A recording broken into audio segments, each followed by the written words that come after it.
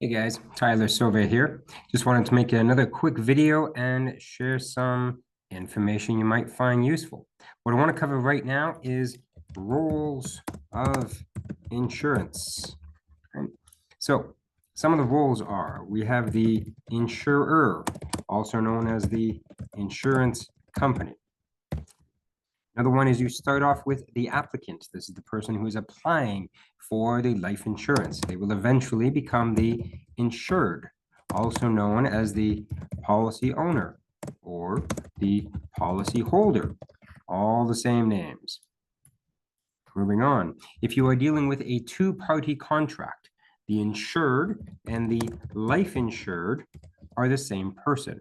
If it is a third-party contract, they are different people. For example, if I am buying life insurance on my own life, I am both the insured, meaning I'm paying the premiums, and I'm the life insured.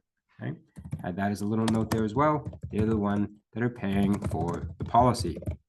The life insured, I often refer to them as the if-then variable, meaning that if something happens to them, then the policy is going to respond accordingly. Even a policy such as disability, critical illness, short-term disability, long-term disability, all of those policies don't necessarily pay out when somebody dies, but there's still going to be a life insured that is named.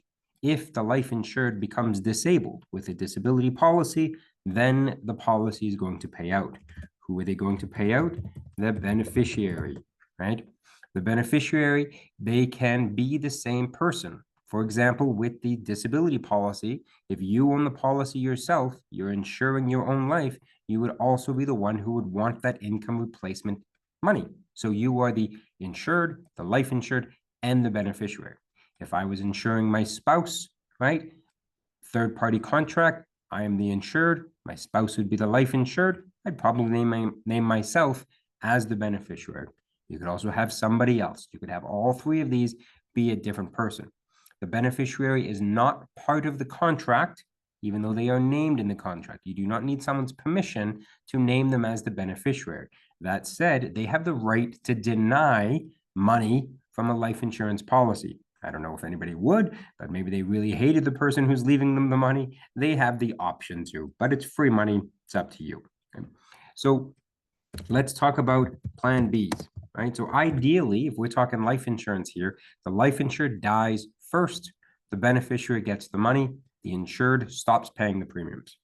But what if, let's say, the insured dies first? If the insured dies before the life insured, technically the policy has lapsed, meaning that the life insured is no longer insured. The beneficiary will not get any money. If there's a cash surrender value in that policy, then it's going to get paid out to the insured, but the policy is over. So how do you prevent this? You name a successor, right? Also known as a contingent policy owner or contingent policy holder. Okay? This is somebody who, again, with their permission, is going to take over the policy and be responsible for paying the premiums. Okay? Obviously, this is only important for a third-party contract.